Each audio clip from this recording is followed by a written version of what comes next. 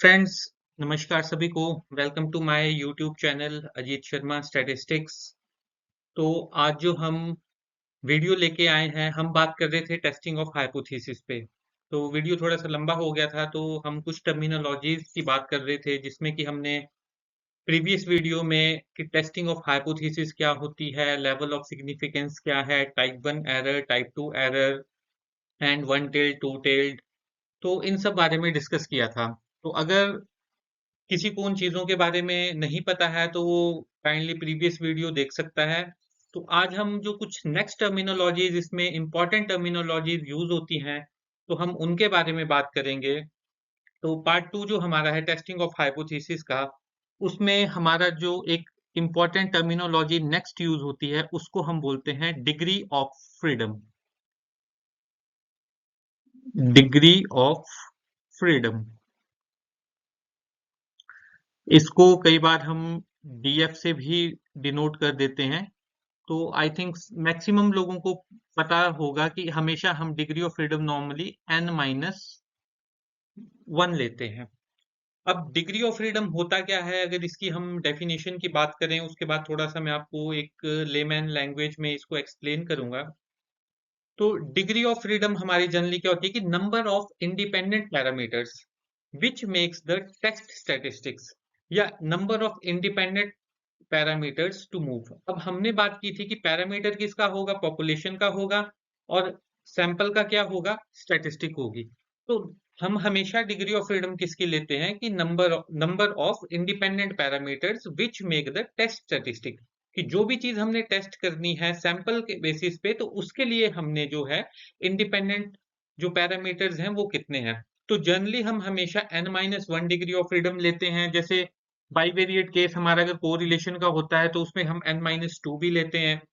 और with respect to the test statistic, कई जगह हम अगर एनोवा करें तो n-k-1 भी लेते हैं। के वहां पे पैरामीटर्स होते हैं, बट एक जो जर्नल इसका रूल है डिग्री ऑफ फ्रीडम का, वो हमारा रहता है n-1। अब थोड़ा सा एक मैं आपको सिंपल तरीके से बताऊंगा कि n-1 ही हम क्यों रखते हैं। क्योंकि जो एक रिसर्चर होता है उसके पास अपने पैरामीटर्स फिक्स करने के लिए जो क्राइटेरिया रहता है, अगर मान लो हमारे पास 5 कोई ऑब्जर्वेशंस हैं या 5 हम ट्रीटमेंट्स मान के चलें, तो हम 5-1 4 हमारे पास क्या होंगे, नंबर ऑफ इंडिपेंडेंटनेस की जो हम बात करेंगे। एक छोटा सा मैं आपको यहाँ पे एग्जांपल अगर वैसे ही बताऊं कि फॉर एग्जांपल हमारे पास टोटल कोई ऑब्जर्वेशंस हैं, या हमने फॉर एग्जांपल अगर आपको बोला जाए कि यहाँ पे आपने जी फिल इन द ब्लैंक्स अगर दिए जाए, dash dash dash dash is equal to 10, ठीक है। अगर आपको बोला जाए कि आपने ये 4 fill in the blanks fill करने हैं जो इक्वल टू 10 के इक्वल होना चाहिए, तो पहला आप 1 से 10 के बीच में कोई भी नंबर फ्रीली आप ले सकते हो कि यू आर फ्री। तो मान लो मैं यहाँ पे 3 फिलअप कर देता हूँ, ठीक है। फिर मेरे पास 3 ऑप्शंस और बचे। मान लो कोई मेरा किसी मैंने दूसरे से पूछा कि हाँ जी आप क्या नंबर देना चाहोगे, मान लो उन्होंने यहाँ पे नंबर दे दिया 2, ठीक है। अब मेरे पास क्या है, यहाँ पे 2 ऑप्शंस और हैं, ठीक है। अब मुझे पता है कि मेरे पास 3 और 2 5 हो गया। मान लो कि किसी ने भी नंबर दिया, उन्होंने नंबर दिया, मान लो फिर से उन्होंने यहाँ पे नंबर दे दिया 3 दे दिया, ठीक है। तो अब 3 2 5 और 3 क्या हो गए, 8 हो गए। अब 10 करने हैं तो मैं 3 ऑब्जर्वेशंस तो मैं फ्रीली कर रहा था, ठीक है। बट यहाँ ये जो बॉक्स है, अगर मुझे यहाँ पे क्या भरना पड़ेगा, तो 3 2 5 और 3 8, और यहाँ पे सिर्फ मैं 2 ही भर सकता हूँ, ठीक है। तो यहाँ पे क्या हो गया, मैं फिक्स हो गया। फिक्स हो गया कि मैं 2 के अलावा कुछ और नहीं भर सकता, क्योंकि मुझे 10 पूरा करना है यहाँ पे। तो हमेशा डिग्री ऑफ फ्रीडम क्या है कि यहाँ पे अगर 4 ऑब्जर्वेशन है तो you can make 3 independent and 1 is fixed. तो हमेशा हम n-1 लेते हैं कि हमेशा हमारे पास एक क्राइटेरिया ऐसा रहता है कि जो हमें फिक्स करना पड़ता है, और दूसरे जो हैं वो हमारे लिए एज अ इंडिपेंडेंट है। तो ये डिग्री ऑफ फ्रीडम का एक लेमैन कंसेप्ट है कि हम इसे n-1 क्यों लेते हैं। और डेफिनेशन मैं आपको बता चुका हूँ। तो टेस्ट स्टैटिस्टिक्स, जब भी हम क्राइटेरिया टेस्टिंग ऑफ हाइपोथेसिस या किसी चीज की बात करें तो हमें डिग्री ऑफ फ्रीडम सेट करना पड़ता है, and it depends upon the number of observations. So I hope कि थोड़ा सा आपको डिग्री ऑफ फ्रीडम का कंसेप्ट क्लियर हुआ होगा। सो अगर हम नेक्स्ट बात करते हैं तो नेक्स्ट इसमें जो एक और इम्पोर्टेंट की कंसेप्ट आता है जिसको कि हम बोलते हैं क्रिटिकल वैल्यू। आपने कई बार सुना होगा लेकिन कंफ्यूजन भी रहती है। एक हमारा एक और कंसेप्ट इसमें आता है क्रिटिकल वैल्यू। तो क्रिटिकल वैल्यू क्या है? क्रिटिकल वैल्यू अगर हम डेफिनेशन की बात करें तो जो वैल्यू है जो हमारा सेपरेट करती है, ठीक है, क्रिटिकल रीजन वो होता है कि जो सेपरेट करेगी एक्सेप्टेंस रीजन को, ठीक है। तो एक्सेप्टेंस रीजन हम क्या लेके चलते हैं, जब हमने बात भी की थी, तो टाइप 1 एरर नल हाइपोथेसिस जो हम लेते हैं, reject H naught when it is true.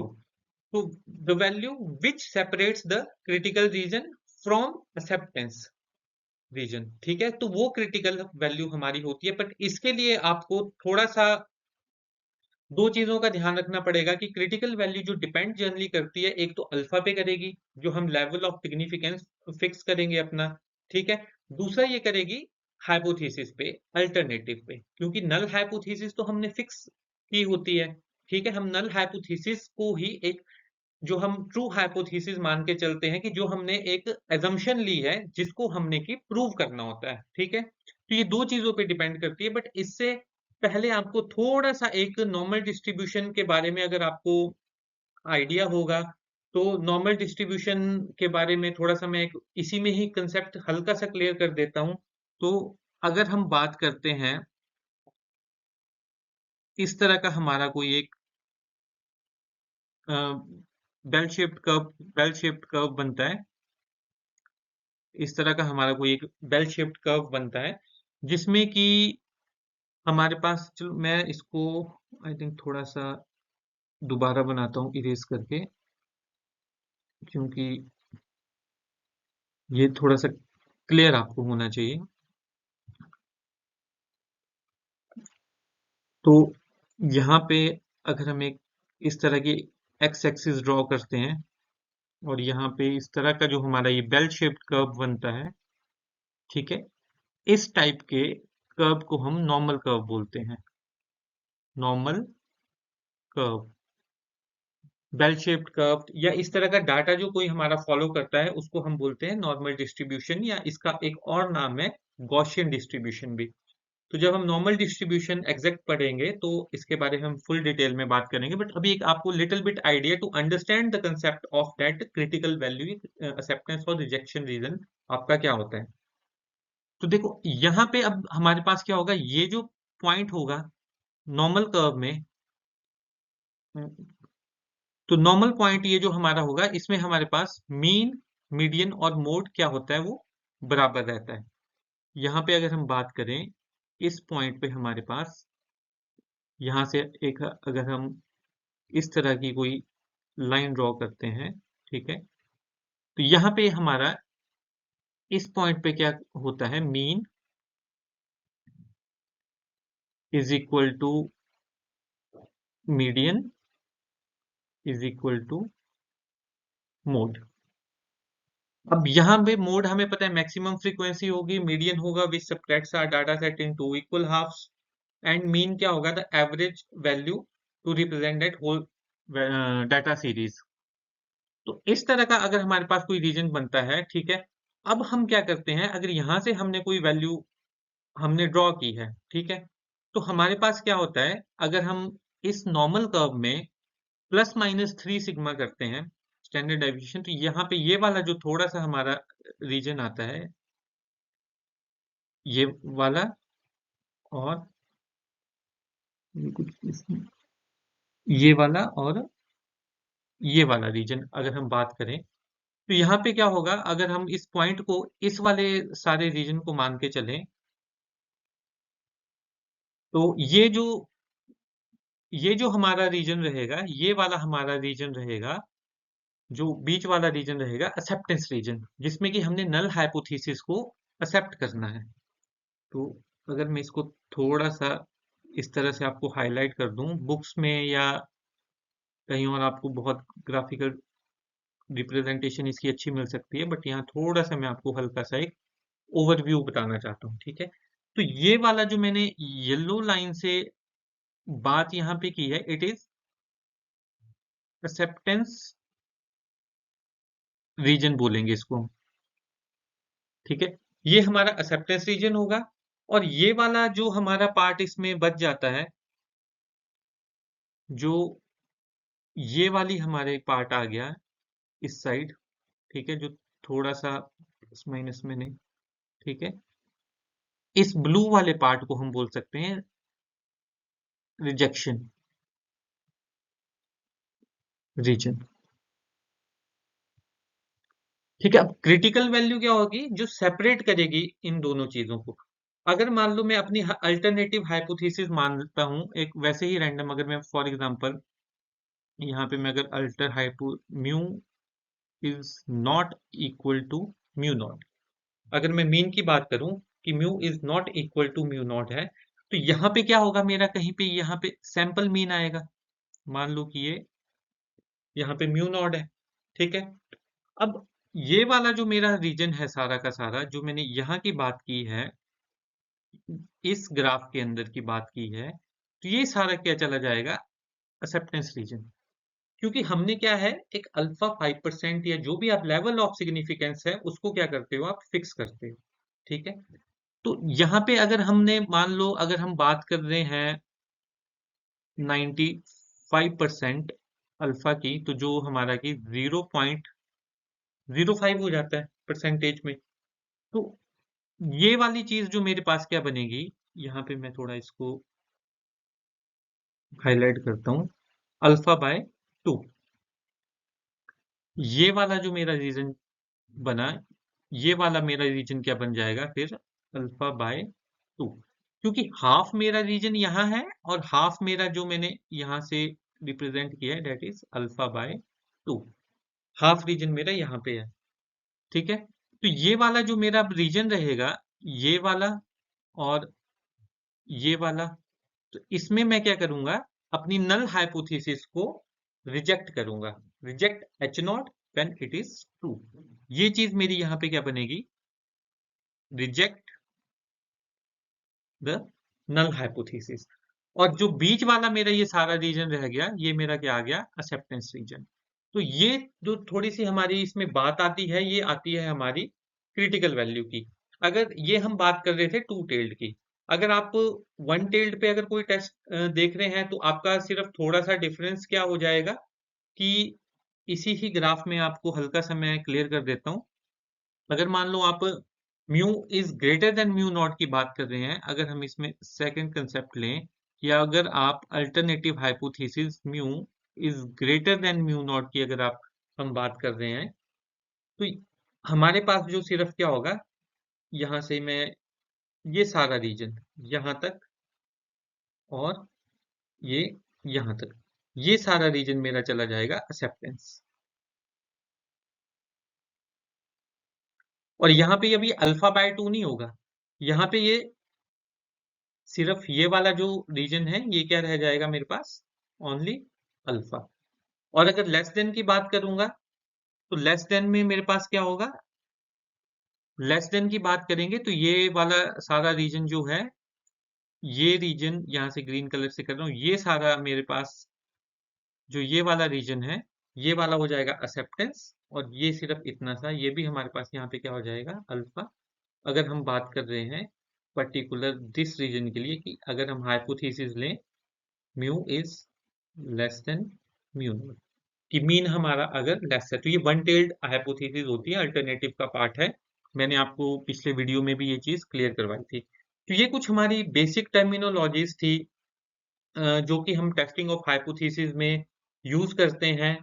तो नेक्स्ट जो अब हम इसके बाद बात करेंगे कि आपके पास एक डिफरेंट स्टेप्स क्या रहेंगे हाइपोथेसिस को टेस्ट करने के लिए, कौन कौन से आप स्टेप्स करेंगे। उसके बाद हम बात करेंगे नेक्स्ट वीडियो में जो हम टेस्ट यूज करते हैं। तो यहाँ पे अगर हम बात करें, बहुत जो कॉमन से स्टेप सेम स्टेप आपकी हर एक रिसर्च में, हर एक हाइपोथेसिस में चलेंगे। तो ये जो हमारा टॉपिक है, steps in testing of hypothesis. Steps in testing of hypothesis. तो सबसे जो हमारा बेसिक आता है, अब हम मान लो कोई रिसर्च कर रहे हैं, एक मैं रैंडम एग्जांपल ले रहा हूं। हमने लास्ट एग्जांपल में भी एक एप्पल की बात की थी, ठीक है। अगर मैं ये एज्यूम करूं, जैसे आपने भी सुना होगा कि हिमाचल में अगर बात करें तो जी किन्नौर का, लाहौल का, इस साइड का एप्पल बहुत अच्छा होता है, टेस्टी होता है, जूसी होता है, साइज बड़ा होता है, कलर अच्छा होता है उस चीज का। तो हम ये चीज डिस्कस करते हैं। बट आपने क्या है, अगर ये चीज मान लो अगर आपने प्रूव करनी है, तो जनरली आप क्या बोलोगे कि नहीं, कि मैं अगर कुल्लू या शिमला का एप्पल खा रहा हूँ, बट जनरली वो एप्पल ज्यादा अच्छा है कंपैरेटिवली, अगर आप इस तरह की स्टेटमेंट दे रहे हैं। इट्स जस्ट हाइपोथेटिकल स्टेटमेंट, इस पे आप पर्टिकुलर साइंटिफिक वे में मत जाना, just to consider an example, आपको समझाने के लिए बात कर रहा हूँ कि मान लो आपके मन में ये चीज आ जाती है। तो अब आप क्या एज्यूम करोगे कि आपने एक आधा या दो या चार एप्पल खाओगे, ठीक है, उसके बेसिस के पे अगर आपने बोल दिया कि हाँ जी वो किन्नौर या वहां का एप्पल काफी अच्छा है, या उसकी प्रोडक्शन या उसकी परफॉर्मेंस अच्छी है, मान लो अगर हम ये मान के चले, तो अब सबसे पहले अब आपने क्या, एक हाइपोथेसिस सेट करनी है, ठीक है। तो सबसे पहला स्टेप क्या आ गया हमारा, सेट अप ऑफ हाइपोथेसिस। तो सेटअप ऑफ हाइपोथेसिस करोगे तो सबसे हाइपोथेसिस में आप क्या करोगे, नल हाइपोथेसिस आप करोगे, ठीक है। तो नल हाइपोथेसिस क्या है, एक आप स्टेटमेंट बनाओगे, मैथमेटिकली भी लिख सकते हैं, एक स्टेटमेंट भी लिख सकते हैं, जो कि हर एक रिसर्च में आपको बहुत जरूरी है और वो करनी भी पड़ती है। जब तक आप हाइपोथेसिस सेट नहीं करोगे, you didn't get to go back to your conclusion, आप किसी एंड रिजल्ट तक उस चीज पे नहीं पहुंच सकते हो। तो अब मैं मान लो अगर यहाँ पे मैं अपनी नल हाइपोथेसिस ये एज्यूम कर रहा हूं कि एवरेज परफॉर्मेंस, हम कर देते हैं performance of KINNAUR Kinnaur Apple is very good. अगर आप मान लो ये कि average performance of Kinnaur Apple is very good, कि एवरेज जो है या एवरेज की क्वालिटी, एवरेज प्रोडक्शन, कुछ भी आप एवरेज चीज मान लो, बहुत अच्छी है। तो सबसे पहला स्टेप ये आ गया कि जो आपने प्रूव करना है। अब आप प्रूव कर रहे हो, आपके एक हाइपोथेसिस लिया, आपने एक assumption ली है कि ऐसा होता है, but you have to test that thing कि ऐसा होता भी है या नहीं होता है, ठीक है।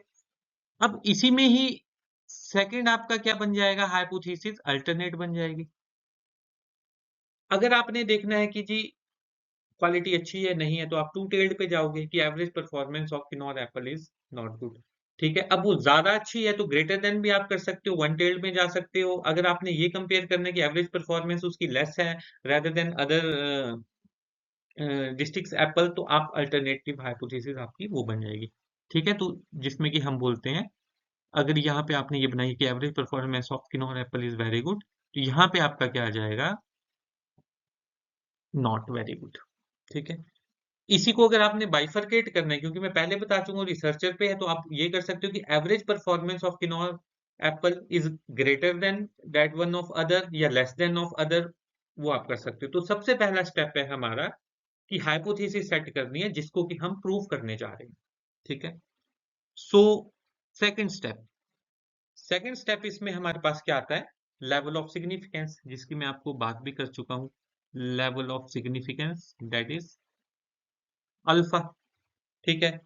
1%, 5%, 10%, एज मच। अब थोड़ा मैं एक और बता दूं आपको कि लेवल ऑफ सिग्निफिकेंस मैंने लास्ट टाइम भी क्लियर किया है, आप इसको कुछ भी रख सकते हो, बट जो स्टैंडर्ड रूल्स हम फॉलो कर रहे हैं because of review of literature, तो हम जनरली क्या है, इसको एज अ 5% लेके चल पड़ते हैं, 0.05, ठीक है, एज अ केस ऑफ 5%। अब लेवल ऑफ सिग्निफिकेंस हमने क्या रखा कि अगर हमारे पास भी 5% अगर ऊपर नीचे कुछ होगा, तो हम अपनी हाइपोथेसिस को बेयर कर लेंगे कि इतना एरर, इतना रिस्क बेयर करने के लिए मैं रिसर्चर हूं, मैं तैयार हूं, कि मेरी अगर 5% पे कोई सेट वैल्यू अगर ऊपर नीचे भी हो जाएगी एवरेज परफॉर्मेंस से, तो I can take that chance, I can bear that risk. ठीक है। सो नेक्स्ट स्टेप जो हमारा इसमें, थर्ड स्टेप हमारा जो आता है हाइपोथेसिस टेस्टिंग में, जो इंपॉर्टेंट है, लेवल ऑफ सिग्निफिकेंस जब आप सेट कर देते हो तो उसके बाद आपकी आती है टेस्ट क्राइटेरिया, कि आप कौन सा टेस्ट क्राइटेरिया लगा रहे हो। ठीक है, टेस्ट क्राइटेरिया। अब टेस्ट क्राइटेरिया में क्या आता है आपका, पैरामीट्रिक टेस्ट और नॉन पैरामीट्रिक टेस्ट, उसकी बात हम थोड़ा नेक्स्ट वीडियो में करेंगे। ठीक है, मैं लिख देता हूं यहाँ पे, पैरामीट्रिक टेस्ट यूज करोगे कोई आप, या आप करोगे नॉन पैरामीट्रिक टेस्ट। इन दोनों क्या होते हैं ये हम बात करेंगे नेक्स्ट वीडियो में। अभी सिर्फ आपने, अब जैसे पैरामीट्रिक में आपने कोई T F Z test use कर रहे हो स्क्वायर, और नॉन पैरामीट्रिक में आपके साइन, विल्कॉक्सन, मैन वाइटनी, बहुत सारे ऐसे टेस्ट हैं। इस पे हम एक अलग प्लेलिस्ट बनाएंगे। तो टेस्ट क्राइटेरिया आप यूज करोगे। टेस्ट क्राइटेरिया यूज करने के बाद आपके पास क्या आएगा, आप उसकी कंप्यूटेशंस करोगे, कैलकुलेशंस करोगे। जब टेस्ट क्राइटेरिया में कोई फॉर्मूला लगा के आप कैलकुलेशंस करोगे,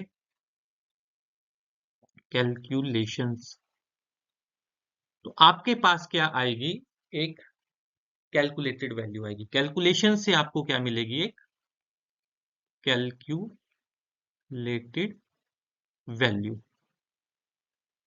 अब कैलकुलेट, आपने जब वैल्यू आपको मिल जाएगी, ठीक है, तो कैलकुलेट वैल्यू के बाद आपने क्या करना है, उस चीज को कंक्लूड करना है। आप क्या कंक्लूड कर रहे हो, कि आपने जो हाइपोथेसिस है, जो आप प्रूव करना चाह रहे थे, वो आपने एक्सेप्ट की है, आइदर रिजेक्ट की है। तो इसके दो तीन क्राइटेरियाज हैं। एक मैं यहां आपको बता देता हूं कि इफ टेस्ट